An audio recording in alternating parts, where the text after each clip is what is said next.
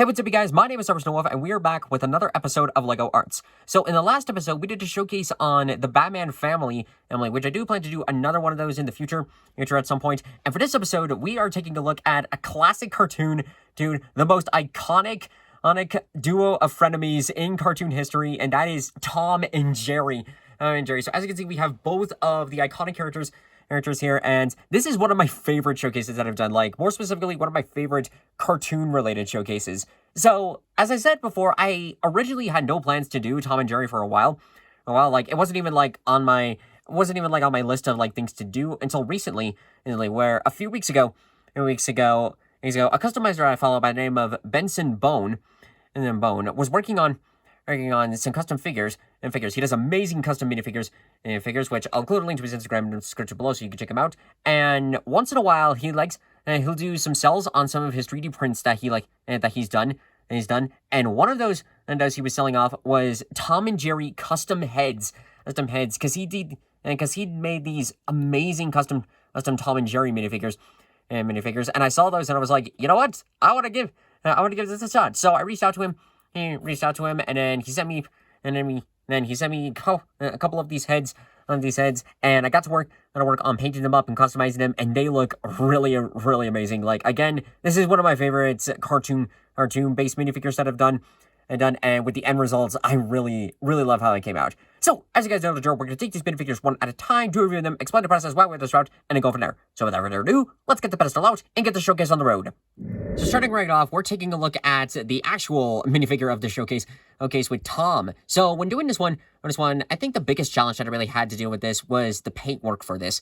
As when I received his head, I was looking at various versions of Tom and figuring out, like, which ones did I want it to do. I settled on doing sort of the iconic look from that he had from, like, the 1960s, I believe, because that art style roughly translates to the more modern take on Tom of how he has, like, this bluish, grayish fur tone throughout the body. So I tried to replicate that in sort of like my own denim-based color for Tom. It did take a couple of tries to try and get that constant color, especially when I had to go back in and fix some stuff, but I was able to get it just about correctly throughout the whole figure, and it really came out pretty cool, I will say. The head mold that they said again was done by Benson Bone, and he did a phenomenal job at really getting the, like, the details with Tom of, like, the overall shape design for it.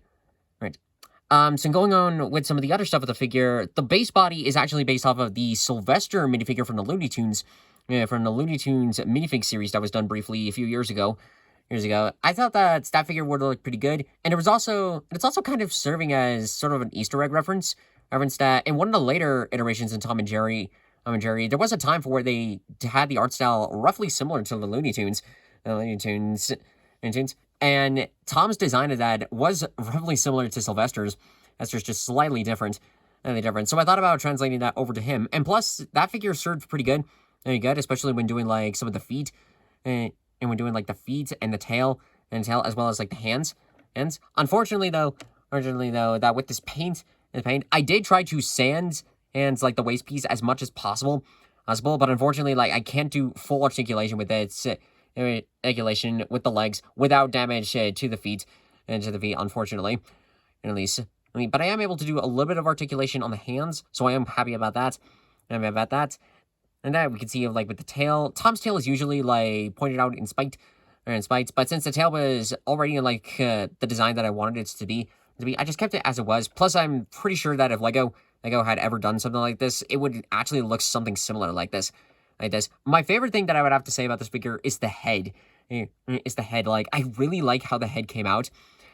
Like, again, since Benson, like, did all the work on shaping the design, I just did the paintwork for it. It was tedious, especially getting around with the face. Like, you could kind of see, like, a little bit of the bluish gray fur, like, around between the eyes, as well as, like, his little eyelids. And I translated that color, same thing on his abdomen. Here. It was tedious to try and get that painted on there without damaging too much. And also, when painting on with the eyes, I was running through the risk of, like, okay, make sure I don't mess anything up. Like, this is one of those times where it's just like, don't fuck this up or you're going to regret it. But I'm glad that in the end result it did came out good, especially like with the eyebrows, because in the past, like when I've painted them, and I've tried to paint on eyebrows, they've always come out a little bit wonky or lopsided. I feel like that these ones came out pretty good. The eyes did take a couple of tries to get right, but with this final result, it actually looks pretty good. Very good. And then position to light a little bit. The mouth is painted on, with two versions of red. Like we got like this wine red as sort of like the base inside, and then his light red to serve as for his tongue. Which looks much better than initially thought. But overall, with this whole figure, is one of my favorites. And favorites, like especially when it comes to cartoon classics, because this looks so cool, And again, Benson did an amazing job of it. And again, the only difficult thing that I really had was the paint, because I was mixing together my own paint colors. But overall, I think this serves as a very good custom for Tom and Jerry. And of course, next up is the lovable mouse, Jerry. So right off the bat with making this figure was actually a bit tougher than Tom. Like painting wise, it was easier. Except with the face, like that took some difficulty. But the biggest problem was how I approached for this character. So before I fully get into that, first thing I want to point out is with the head. An awesome design that Benson did again with this head. And one of the cool things about it that I forgot to mention, I'll bring Tom back out here for a second, is that on the back of the heads, you can see that they're shaped to be kind of like minifigure heads and heads with official Lego. So sort of like the idea that if Lego did heads like these for, it'd be like the base minifig head first, and then like these would be sort of like head/mask pieces for them. Which I think is a cool approach for them, and plus it helps make sure that like the heads stay on for the bodies. So again, for Benson, he did an amazing job at that. Now, in terms of why Jerry was a bit more difficult than Tom, is mostly because of how I approached it with this character.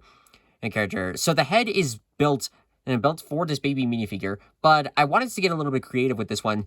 So taking a page out for how we did Little Nightmares 2 with Mono in 6, I took basically two baby minifigure bodies.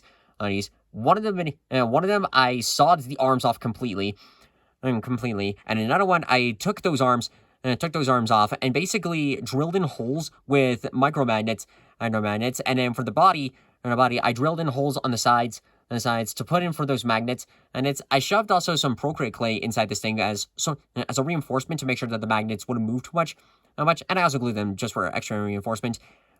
So this way you can add it away for where you can put the arms on and Jerry can have like some articulation, especially if I wanted to do like some like running scenes, or have like his arms just move around a little bit. I really liked that approach for how we did for Mono in 6 and chose to do that on for this one. It was a bit trickier than those two because hang on, let me get Mono. So for like a comparison between Mono and Jerry, you can see that Mono is actually a bit taller than Jerry because I used a completely different minifigure.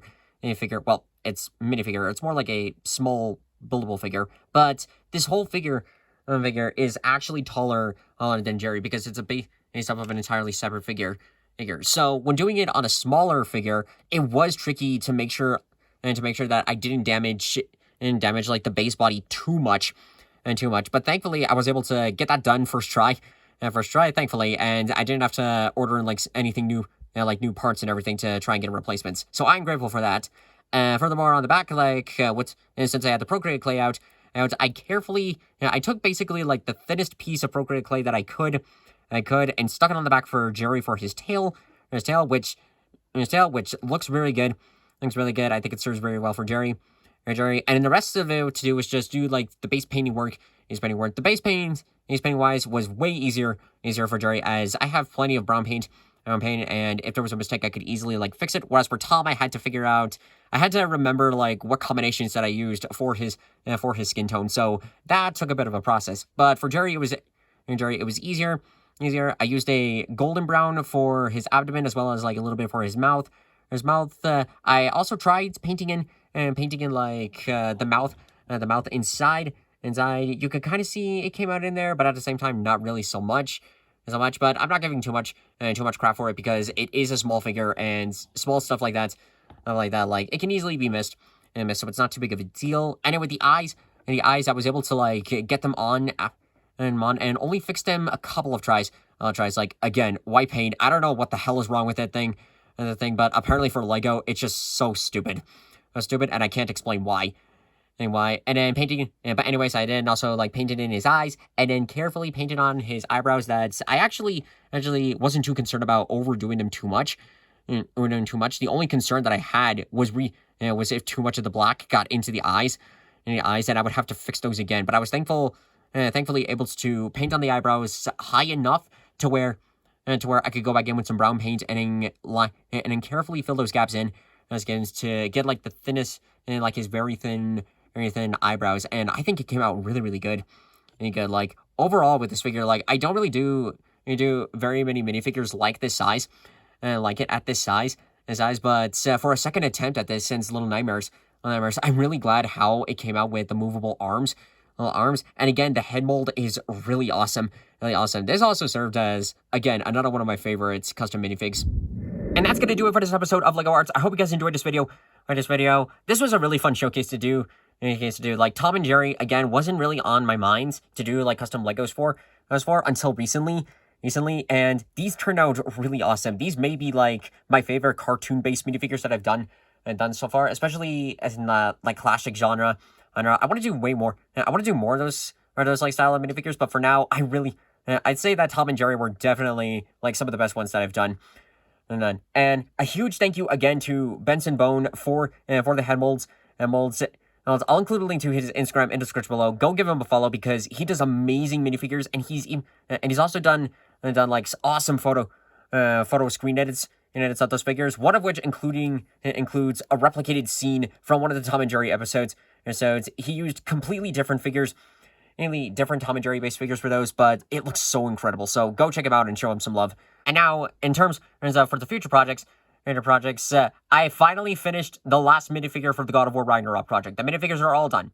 However, I'm not going to be recording that showcase for a bit because I still need to finish up the display case for it, as that is still a problem that I'm reaching with. I am beginning to make progress on Jormungandr, as a part that I've been working on is finally around finishing completion to build the snake in the first place. And now all I have to do is put together the display case for it, and I should be able to get that done. And then that episode, I haven't fully figured out like how all the episodes are going to go, but my plans for like some of the future for the future of the series is that episode 148 is going to be Halo Reach, 149 will be Bendy and the Dark Revival, and of course the 150th special will finally be the God of War Ragnarok project. I'm super excited for those projects. In the meantime, I'm just going to work on a couple of fun stuff. I'm also keeping up with a couple of gameplays. Like I'm still playing Sky Children of the Light, which has been fun. But for now, that is going to be it. And if you guys want to check out some of the previous stuff that I've done, you can check them out in my LEGO Arts playlist. And please consider subscribing to the channel, as like the larger we get, like it helps expand, helps us work on more projects.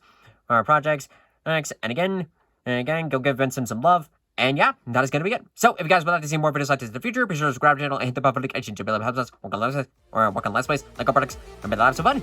So overall, thank you guys so much for watching this video. If you liked it, hit that like button, comment what you think, share to your friends, subscribe to YouTube, follow me on Twitch. We'll see you guys in the next episode. Have a good day. Goodbye!